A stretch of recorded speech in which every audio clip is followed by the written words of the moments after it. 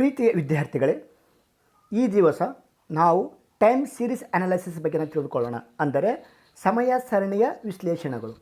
ಇದರಲ್ಲಿ ಪ್ರಮುಖವಾಗಿ meaning, definition and components of time series. ಮೊದಲಿಗೆ ನಾವು ಇದರ ಅರ್ಥವನ್ನು ತಿಳಿದುಕೊಳ್ಳೋಣ. ಅಂದರೆ an arrangement of statistical data in accordance with time of occurrence or in a chronological order is called a time series. ಅಂದರೆ ನಮಗೆ ಸಂಭವಿಸುವ ಸಮಯಕ್ಕೆ ಅನುಗುಣವಾಗಿ ಅಥವಾ ಕಾಲಾನುಕ್ರಮದಲ್ಲಿ ಸಂಖ್ಯಾಶಾಸ್ತ್ರೀಯ ದತ್ತಾಂಶದ ವ್ಯವಸ್ಥೆಯನ್ನು ಸಮಯ ಸರಣಿಯಲ್ಲಿ ಜೋಡಿಸುವುದಕ್ಕೆ ನಾವು ಸಮಯ ಸರಣಿ ಎಂದು ಕರೆಯಲಾಗುತ್ತದೆ. ಅದೇ ರೀತಿಯಾಗಿ ಮತ್ತೊಂದು ಅರ್ಥದಲ್ಲಿ ನೋಡ್ಕೊಳ್ಬೇಕಾದರೆ the past data observed and recorded over different points of time is known as time series. ಅಂದರೆ ಸಮಯದ ವಿವಿಧ ಹಂತಗಳಲ್ಲಿ ಗಮನಿಸಿದ ಮತ್ತು ದಾಖಲಿಸಲಾದ ಹಿಂದಿನ ಡಾಟಾವನ್ನು ಸಮಯ ಸರಣಿ ಎಂದು ಕರೆಯಲಾಗುತ್ತದೆ.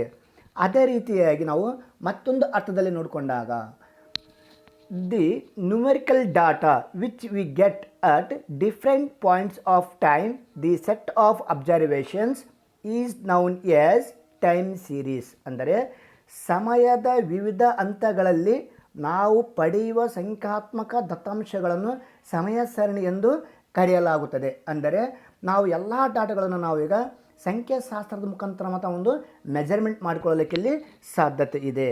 ಬಟ್ ಅದೇ ರೀತಿಯಾಗಿ ನಾವೀಗ ವ್ಯಾಖ್ಯೆಗಳನ್ನು ನೋಡಿಕೊಂಡಾಗ ಅಂದರೆ ಡೆಫಿನೇಷನ್ಸ್ ಆಫ್ ಟೈಮ್ ಸೀರೀಸ್ ಬಗ್ಗೆ ನಾವು ನೋಡಿಕೊಂಡಾಗ ಮೊದಲಿಗೆ according to Spiegel a time series is a set of observations taken at specified times usually at equal intervals. ಅಂದರೆ ಸ್ಪೈಗಲ್ ಪ್ರಕಾರ ಸಮಯ ಸರಣಿಗೆ ನಿರ್ದಿಷ್ಟ ಸಮಯಗಳಲ್ಲಿ ಸಾಮಾನ್ಯವಾಗಿ ಸಮಾನ ಮಧ್ಯಂತರದಲ್ಲಿ ತೆಗೆದುಕೊಳ್ಳುವ ಅವಲೋಕನಗಳನ್ನು ಒಂದು ಗುಂಪಾಗಿದೆ. ಅಂದರೆ ನಾವು ಒಂದು ನಿರ್ದಿಷ್ಟ ಸಮಯದಲ್ಲಿ ನಾವು ಕಲೆಕ್ಟ್ ಮಾಡಿಕೊಂಡಂತಹ ದತ್ತಾಂಶಗಳನ್ನು ಅವನ್ನ ಒಂದು ಈಕ್ವಲ್ ಆಗಿ ಹೊಂದಿಸಿಕೊಳ್ಳಲಿಕ್ಕೆ ನಮಗೆ ಕ್ಲಾಸ್ ಇಂಟರ್ವಲ್ಸ್ ಮುಖಾಂತರ ನಮಗೆ ಒಂದು ಟೈಮ್ ಸೀರೀಸ್ ಅನಾಲಿಸಿಸ್ ನಮಗೆ ಮೆಜರ್ಮೆಂಟ್ ಮಾಡ್ಕೊಳ್ಳಲಿಕ್ಕೆ ಇಲ್ಲಿ ಆ ಸ್ಪೈಗಲ್ ಪ್ರಕಾರ ಇಲ್ಲಿ ಸಾಧ್ಯತೆ ಇದೆ.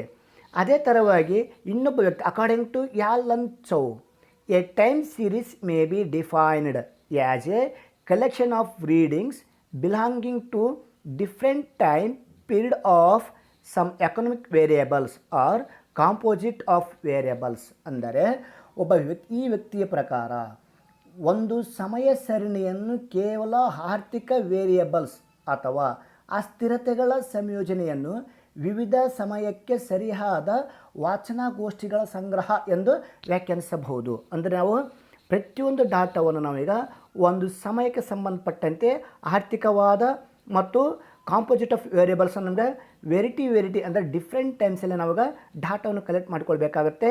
ಅದು ನಮಗೆ ಒಂದು ವಿಷಯಕ್ಕೆ ಸಂಬಂಧಿಸಿರಬೇಕಾಗತ್ತೆ. ನಾವು ಈಗ ನೆಕ್ಸ್ಟ್ ಎಲ್ಲಿ ಹೋಗಬೇಕು ಅಂತಂದ್ರೆ ನಾವೀಗ ಕಾಂಪೋನೆಂಟ್ಸ್ ಆಫ್ ಟೈಮ್ ಸೀರೀಸ್ ಬಗ್ಗೆ ತಿಳಿದುಕೊಳ್ಳೋಣ. ಅಂದರೆ ಇದರಲ್ಲಿ ಮೊದಲಿಗೆ ನಾವೀಗ mainly 4 components of time series they are as follows. ಅಂದರೆ ನಮಗೆ ಇದರಲ್ಲಿ ಪ್ರಮುಖವಾಗಿ 4 ಕಾಂಪೋನೆಂಟ್ಸ್ ಆಫ್ ಟೈಮ್ ಸೀರೀಸ್ಗಳಿದೆ. ಇದರಲ್ಲಿ ಮೊದಲನೇದಾಗಿ secular trend or long term movement or trend. ಅಂದರೆ ಈಗ ಸೆಕ್ಯುಲರ್ ಟ್ರೆಂಡು ಅಥವಾ ಲಾಂಗ್ ಟರ್ಮ್ ಮೂಮೆಂಟ್ಸ್ ಅಥವಾ ಟ್ರೆಂಡ್ ಆಗಿರುತ್ತದೆ. Third one, second one seasonal variations. ಆಮೇಲೆ third one cyclical variations or fluctuations. And fourth one random or irregular or erratic variations. ಈ 4 points ಮತ್ತು ನಮಗೆ components of time series ಇರುತ್ತೆ. Let's ಒಂದೊಂದು ನಾವು ಕೆಳಗಡೆ ಈಗ ಎಕ್ಸ್ಪ್ಲನೇಷನ್ ಮಾಡ್ಕೊಂತ ಹೋಗೋಣ. ಈಗ ಇದರಲ್ಲಿ ಮೊದಲಿಗೆ ಸೆಕ್ಯುಲರ್ ಟ್ರೆಂಡ್ ಅಂತೇಳಿ. ಈಗ ಇಲ್ಲಿ ಸೆಕ್ಯುಲರ್ ಟ್ರೆಂಡ್ ಅಂದರೆ ಏನೀಗ ಅಂದರೆ the general tendency of the time series data to increase or decrease during a long period of time is called the secular trend, also known as long term movements ಅಂತೇಳಿ. ಈಗ ಅಂದರೆ long term trend. But ಅಂದರೆ ಒಂದು ಸಮಯ ಸರಣಿಯ ದತ್ತಾಂಶದ ದೀರ್ಘ ಅವಧಿಯಲ್ಲಿ ತೆಗೆದುಕೊಳ್ಳುವ ದತ್ತಾಂಶಗಳಿಂದ ಹೆಚ್ಚಾಗುವ ಅಥವಾ ಕಡಿಮೆಯಾಗುವ ಸಾಮಾನ್ಯ ಪ್ರವೃತ್ತಿಯನ್ನು ನಾವು ಒಂದು ಸಮಯ ಸರಣಿ ಪ್ರವೃತ್ತಿ ಎಂದಲ್ಲಿ ಕರೆಯಲಾಗುತ್ತದೆ. ಇದನ್ನು ಯಾವಾಗಲೂ ನಾವು ಒಂದು ದೀರ್ಘ ಅವಧಿಯ ಪ್ರವೃತ್ತಿ ಎಂದು ಕರೆಯಬೇಕಾಗುತ್ತದೆ. ಇನ್ನು ಕೆಲವೊಂದು ಸಮಯದಲ್ಲಿ ಈಗ ಇಲ್ಲಿ ಕೆಲವು ಪಾಯಿಂಟ್ಸ್ ಇದೆ. The long term period referred here depends on the nature of data. There are two important factor causing secular trend namely. ಅಂದರೆ ಈಗ ಒಂದು ಸೆಕ್ಯುಲರ್ ಟ್ರೆಂಡ್ ಆಗಬೇಕಂದ್ರೆ ನಮಗೆ ದೀರ್ಘ ಅವಧಿಯ ಡಾಟಾವನ್ನು ತೆಗೆದುಕೊಳ್ಬೇಕಾಗತ್ತೆ. ಇದರಲ್ಲಿ ಫಸ್ಟ್ ನೋಡ್ಕೊಳ್ಳೋಣ. ಈಗ growth of population, the effect of increase or decrease in population cannot be suddenly. ಅಂದರೆ ಇದರಲ್ಲಿ ನಮಗೆ ದೀರ್ಘವಾದ ಡಾಟಾವನ್ನು ತೆಗೆದುಕೊಂಡು ಬಂದಾಗ ಜನಸಂಖ್ಯೆಯ ಬೆಳವಣಿಗೆಗೆ ಸಂಬಂಧಿಸಿದಂತೆ ಜನಸಂಖ್ಯೆಯಲ್ಲಿ ಹೆಚ್ಚಳ ಅಥವಾ ಜನಸಂಖ್ಯೆ ಇಳಿಕೆಯ ಪರಿಣಾಮ ಇದ್ದಕ್ಕಿದ್ದಂತೆ ಸಡನ್ಲಿ ಆಗಿ ಯಾವುದೇ ಕಾರಣಕ್ಕೂ ಇಲ್ಲಿ ಮೆಜರ್ಮೆಂಟ್ ಮಾಡ್ಕೊಳ್ಳಲಿಕ್ಕೆ ಇಲ್ಲಿ ಸಾಧ್ಯತೆನಲ್ಲ. ಇದು ನಮಗೆ ಲೆಟ್ಸ್ ಗೋ ನಾವು ಮೋರ್ ಆ್ಯಂಡ್ ಮೋರ್ ಟೈಮಲ್ಲಿ ತೆಗೆದುಕೊಳ್ಬೇಕಾಗತ್ತೆ.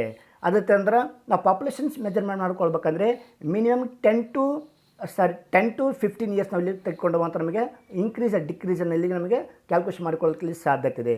ಅದೇ ಥರವಾಗಿ second one points, progress in technology, the production of the factory cannot be increase or decrease suddenly. ಅಂದರೆ ತಂತ್ರಜ್ಞಾನದಲ್ಲಿ ಪ್ರಗತಿಯನ್ನು ಕಾಣಬೇಕಾದರೆ ಕಾರ್ಖಾನೆಯ ಉತ್ಪಾದನೆಯನ್ನು ನಮಗೆ ಹಠಾತ್ತನೆ ಹೆಚ್ಚಿಸಲು ಅಥವಾ ಕಡಿಮೆ ಮಾಡಲು ಸಾಧ್ಯವಿಲ್ಲ.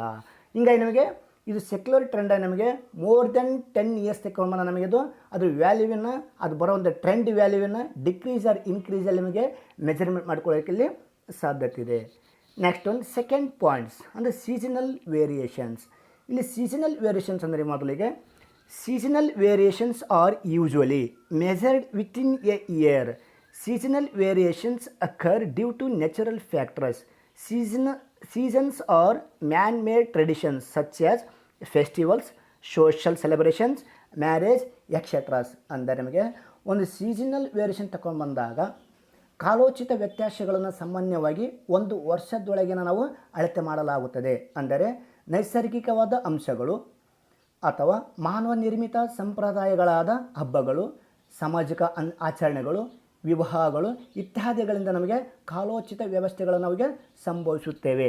ಅಂದರೆ ಇಲ್ಲಿ ಕೆಲವೊಂದು ಉದಾಹರಣೆಗಳನ್ನು ಕೊಡ್ಬೋದು ನಾವೀಗ. ಅಂದರೆ ಕ್ಲೈಮೇಟ್ ಆ್ಯಂಡ್ ವೆದರ್ ಕಂಡೀಷನ್ಸ್ ಬಂದಾಗ ಇಲ್ಲಿ ನಮಗೆ ಕೆಲವು ಬಿಸ್ನೆಸ್ ಮೆನ್ಗಳು ಏನು ಮಾಡ್ತಾರೆ ಅಂದ್ರೆ ಆ ಕ್ಲೈಮೇಟ್ಸ್ ಆ್ಯಂಡ್ ವೆದರ್ ಕಂಡೀಷನಲ್ಲಿ ಈಗ ಅಂದರೆ ಒಂದು ಕ್ಲೈಮೇಟ್ಸ್ ನಮಗೆ ಕೋಲ್ಡ್ ಆಗಿ ಬಂದಾಗ ನಮಗೆ ಆ ಸಮಯ ಸೇಲ್ ಆಗುವಂಥ ವಸ್ತುಗಳು ಬೇರೆ ಇರುತ್ತೆ, ಅಥವಾ ಸಮ್ಮರ್ ಸೀಸನಲ್ಲಿ ಸೇಲ್ ಆಗುವಂಥ ವಸ್ತುಗಳು ಬೇರೆ ಇರುತ್ತೆ, ಅಥವಾ ವಿಂಟರ್ ಸೀಸನಲ್ಲಿ ನಮಗೆ ವಸ್ತುಗಳು ಸೇಲ್ ಆಗುವಂಥ ಬೇರೆ ಇರುತ್ತೆ. ಅದು ಬಿಟ್ಟನೆಪ್ಪ ನಮಗೆ ಮ್ಯಾನ್ ಮೇಡ್ ಟ್ರೆಡಿಷನ್ಸ್ ಅಂದರೆ ನಮಗೆ ಸೆಲೆಬ್ರೇಷನ್, ಸೋಷಲ್ ಸೆಲೆಬ್ರೇಷನ್ಸ್ ಇರುತ್ತೆ ಮತ್ತು ಮ್ಯಾರೇಜಸ್ಗಳು ನಾವಿಲ್ಲಿಗೆ ತಗೊಳ್ಬೇಕಾಗತ್ತೆ. ಅದೇ ಥರವಾಗಿ ಥರ್ಡ್ ಒಂದು ತಗೊಂಡು ಬಂದಾಗ ಥರ್ಡ್ ಒಂದು ಯಾವುದು ಅಂದರೆ ಸೈಕ್ಲಿಕಲ್ ವೇರಿಯೇಷನ್ಸ್ ಅಂತೇಳಿ. ಈಗ ಅಂದರೆ business cycles show upward and downward trend and create a period consisting of prosperity, decline, depression and recovery and again to prosperity. ಅಂದರೆ ಒಂದು ಬಿಸ್ನೆಸ್ನ ಸೈಕಲ್ ಬದಲಾವಣೆ ತೆಗೆದುಕೊಂಡು ಬಂದಾಗ ವ್ಯಾಪಾರದ ಚಕ್ರಗಳು ಮೇಲ್ಮುಖವಾಗಿ ಅಥವಾ ಕೆಳಕ್ಕೆ ಹೋಗುವಂಥ ಪ್ರವೃತ್ತಿಯನ್ನು ತೋರಿಸುತ್ತದೆ ಮತ್ತು ಸಮೃದ್ಧಿ, ಅವನತಿ, ಖಿನ್ನತೆ ಮತ್ತು ಚೇತರಿಕೆ ಮತ್ತು ಮತ್ತೆ ಸಮೃದ್ಧಿಯನ್ನು ಒಳಗೊಂಡಿರೋ ಅವಧಿಯನ್ನು ಇಲ್ಲಿ ರಚಿಸುತ್ತದೆ. ಅಂದರೆ ಬಿಸ್ನೆಸ್ ಸೈಕಲ್ಸ್ ಯಾವಾಗಲೂ ನಮಗೆ ಅಪ್ ಆ್ಯಂಡ್ ಗೋ ಅಂದರೆ ಅಪ್ ಆ್ಯಂಡ್ ಡೌನ್ ಗೋನಲ್ಲಿ ನಮಗೆ ಅದು ಮೂಮೆಂಟ್ಸ್ ಆಗ್ತಾ ಇರುತ್ತೆ. ಅದರಲ್ಲಿ ಮೊದಲಿಗೆ ಒಂದು ನಾವು ಡೈಗ್ರಾಮ್ಸನ್ನು ತೆಗೆದುಕೊಂಡು ಬಂದಾಗ ಯಾವಾಗಲೂ ಒಂದು ಸ್ಟ್ರೇಟ್ ಸರಳ ರೇಖೆ ಆಗಿದ್ದಾಗ ನಮಗೆ ಅದು ನಾರ್ಮಲ್ ಬಿಸ್ನೆಸ್ ಆಗಿರುತ್ತೆ. ಇದರಲ್ಲಿ ನಮಗೆ ಅಷ್ಟು ಪ್ರಾಫಿಟನ್ನು ಕಾಣೋಕ್ಕೆ ಸಾಧ್ಯ ಇಲ್ಲ, ಅಷ್ಟು ಲಾಸನ್ನು ಕಾಣೋಕ್ಕೆ ಸಾಧ್ಯ ಇಲ್ಲ. ಇಲ್ಲಿ ಒಬ್ಬ ಮನುಷ್ಯ ನಾರ್ಮಲ್ ಆಗಿ ಬದುಕ್ಬೋದು. ಆದರೆ ಇಲ್ಲಿ ಕೆಲವೊಂದು ಡೈಗ್ರಾಮ್ ಮುಖಾಂತರ ನಮಗೆ ಏನು ಮಾಡ್ತಂದರೆ ಫಸ್ಟ್ ಅಪ್ಪು ಇರುತ್ತೆ, ಆಮೇಲೆ ಡೌನ್ ಬರುತ್ತೆ, ಮತ್ತು ನಮಗೆ ಅಪ್ಪು ಆಗುತ್ತೆ. ಅಂದರೆ ಫಸ್ಟ್ ಒಂದು ಪ್ರಾಸ್ಪರಿಟಿ ಅಂದರೆ ನಮಗೆ ಏನು ಮಾಡ್ಬೋದು ಅಂದರೆ ಅಲ್ಲಿ ಸಮೃದ್ಧತೆಯನ್ನು ಕಾಣಬಹುದು, ಅಂದರೆ ಅಭಿವೃದ್ಧಿಯನ್ನು ಕಾಣಬಹುದು. ಎಷ್ಟು ಮಟ್ಟ ಅಭಿವೃದ್ಧಿ ಕಾಣ್ತೀವಿ ಅಂದರೆ ಈಗ ಮೇಲಿನ ಮಟ್ಟಕ್ಕವರೆಗೆ ಹೋಗ್ಬೋದು. ನೆಕ್ಸ್ಟ್ ಏನಾಗುತ್ತೆ ನಮಗೆ ರೆಸಿಷನ್ಸ್ ಆಗುತ್ತೆ, ಅಂದರೆ ಡಿಕ್ಲೈನ್ ಆಗುತ್ತೆ. ಯಾಕಂದರೆ ಈಗ ಪ್ರಾಸ್ಪರಿಟಿ ಸಮೃದ್ಧಿ ಆದಂತೆ ಅಭಿವೃದ್ಧಿ ಆದಂತೆ ನಮಗೆ ನೆಗ್ಲಿಜೆನ್ಸಿ ಹೆಚ್ಚಾಗಿ ನಮಗೆ ಬಿಸ್ನೆಸ್ ಕಂಟ್ರೋಲ್ ತಪ್ಕೊಳ್ಬೋದು. ಆಟೋಮೆಟಿಕ್ಲಿ ನಮ್ಮ ಬಿಸ್ನೆಸ್ ವ್ಯಾಲ್ಯೂನಲ್ಲಿ ಏನಾಗುತ್ತೆ ರೆಸಿಷನ್ ಆಗುತ್ತೆ, ಅಂದರೆ ಡಿಕ್ಲೈನ್ ಆಗುತ್ತೆ. ಅಂದರೆ ಏನಾಗುತ್ತೆ ಅಂದ್ರೆ ಅದು ಅವನತಿಗೆ ಅದು ಸಂಬಂಧಪಡುತ್ತೆ. ಆಮೇಲೆ ನೆಕ್ಸ್ಟ್ ಏನು ಮಾಡ್ತಾನೆ ನಿಮಗೆ ಒಂದು ನಾರ್ಮಲ್ ಸರಳ ರೇಖೆ ಇದೆ, ಆ ನಾರ್ಮಲ್ ಸರಳ ರೇಖೆಗಿಂತ ಕೆಳಗೆ ಬಂದಪ್ಪ ಅಂದ್ರೆ ಏನಾಗ್ತಾನೆ ನಿಮಗೆ ಡಿಪ್ರೆಷನ್ಸ್ ಖಿನ್ನತೆಗೆ ಒಳಗಾಗ್ತಾನೆ. ಈಗ ಖಿನ್ನತೆ ಅಂದ್ರೆ ಮೋಸ್ಟ್ ಅವನು ಸಾಲವನ್ನು ಅವನು ಹೊಂದಿರುತ್ತಾನೆ. ಆ ಸಾಲವನ್ನು ಮತ್ತೆ ತೀರಿಸ್ಕೊಳ್ಬೇಕಾದ್ರೆ ಮತ್ತೆ ಅವನಿಗೆ ಮತ್ತೆ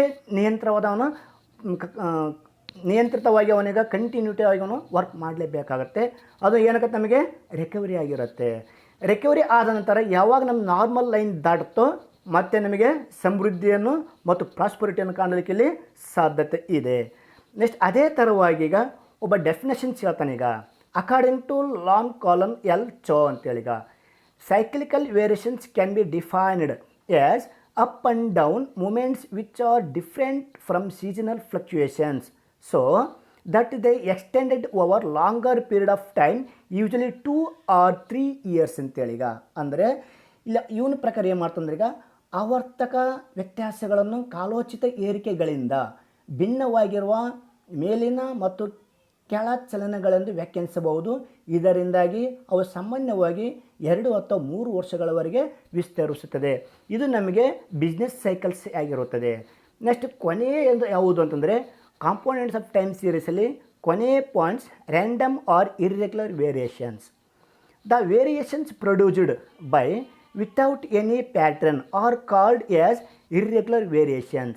These are the variations caused by accidents or unpredictable events such as war, political revolutions, earthquakes, floods and other unforeseen events ಅಂತೇಳಿ. ಈಗ ಅಂದರೆ ಇಲ್ಲಿ ಪ್ರಮುಖವಾಗಿ ನಾವು ಯಾವುದ್ರ ಬಗ್ಗೆ ನೋಡ್ಕೊಳ್ಬೇಕಾಗತ್ತೆ ಅಂತಂದರೆ ಈಗ ಮೊದಲು ನಾವು ರ್ಯಾಂಡಮ್ ಅಂತಂದರೆ ಈಗ ನಮಗೆ ಆಕಸ್ಮಿಕವಾಗಿ ಸಿಗುವಂಥ ಘಟನೆಗಳು. ಅಂದರೆ ಒಬ್ಬ ಮನುಷ್ಯ ನಾರ್ಮಲಾಗಿ ಬಿಸ್ನೆಸ್ಸಲ್ಲಿ ನಮಗೆ ಯಥಾ ಪ್ರಕಾರ ನಾರ್ಮಲಾಗಿ ಅವನಿಗೆ ಅಭಿವೃದ್ಧಿ ಅಂತ ಇರ್ತಾನೆ. ಬಟ್ ಅವನಿಗೆ ಎಕ್ಸ್ಪೆಕ್ಟೇಷನ್ ಮಾಡಿಕೊಂಡಿರಲ್ಲ. ಅಂದರೆ without any pattern is called, ಅವನದನ್ನ ಎಕ್ಸ್ಪೆಕ್ಟೇಷನ್ ಮಾಡಿಕೊಂಡಿರಲ್ಲ. ಆದರೆ ಅವು ನಮ್ಮ ಜೀವನದಲ್ಲಿ ಅವು ಆಟೋಮೆಟಿಕ್ಲಿ ಅವು ಆಕಸ್ಮಿಕವಾಗಿ ಕೆಲವೊಂದು ಈವೆಂಟ್ಸ್ ಬಂದು ಬರುತ್ತೆ. ಯಾವುದಂದರೆ ವಾರ್ಸ್, ಯುದ್ಧವನ್ನು ಘೋಷಣೆ ಮಾಡಿಕೊಂಡಿರ್ಬೋದು, ಅಥವಾ ಪೊಲಿಟಿಕಲ್ ರಿವಲ್ಯೂಷನ್ಸ್ ಅಂದರೆ ರಾಜಕೀಯವಾಗಿ ಬೆಳವಣಿಗೆ ಕೂಡ ನಮಗೆ ಚೇಂಜ್ ಆಗ್ಬೋದು, ಅಥವಾ ಅರ್ಥಕ್ವಿಕ್ಸ್ ಅಂದರೆ ಭೂಕಂಪ ಆಗಿರ್ಬೋದು, ಫ್ಲಡ್ಸ್ ಅಂದರೆ ಮಳೆಯಿಂದ ನಮಗೆ ಅತಿ ಹೆಚ್ಚು ನಮಗೆ ನಷ್ಟ ಕೂಡ ಆಗಿರ್ಬೋದು, ಆ್ಯಂಡ್ ಅದರ್ ಅನ್ಫೋರ್ಸಿನ್ ಇವೆಂಟ್ಸ್ ಅಂತೇಳಿ. ಈಗ ಅಂದರೆ ಇದು ರ್ಯಾಂಡಮ್ ಆರ್ ಇರ್ರೆಗ್ಯುಲರ್ ವೇರಿಯೇಷನ್ ಆಗಲಿಕ್ಕೆ ಇಲ್ಲಿ ಸಾಧ್ಯತೆ ಇದೆ. ಬಟ್ ಈ ವಿಡಿಯೋದಲ್ಲಿ ನಮಗೆ ಏನಾದರೂ ನಮಗೆ ಕೆಲವೊಂದು ಪಾಯಿಂಟ್ಸ್ ನಮಗೆ ಟೈಮ್ ಸೀರೀಸ್ ಅನಾಲಿಸಿಸ್ ಬಗ್ಗೆ ತಿಳ್ಕೊಂಡ ನಮಗೆ ಇದು ನಮಗೆ ಪೂರ್ತಿಯಾಗಿ ನಮಗೆ ಇನ್ಫಾರ್ಮೇಷನ್ ಕೊಡಲಿಕ್ಕೆ ಇಲ್ಲಿ ಸಾಧ್ಯತೆ ಇದೆ. ಈ ವಿಡಿಯೋವನ್ನು ನಮಗೆ ವಾಚ್ ಮಾಡೋದಕ್ಕೆ ಧನ್ಯವಾದಗಳು. ನಿಮ್ಗೆ ಇಷ್ಟವಾದಲ್ಲಿ ಲೈಕ್ ಮಾಡಿ, ಸಬ್ಸ್ಕ್ರಿಪ್ಷನ್ ಮಾಡಿ ಮತ್ತು ಶೇರ್ ಮಾಡಿ. ಧನ್ಯವಾದಗಳು.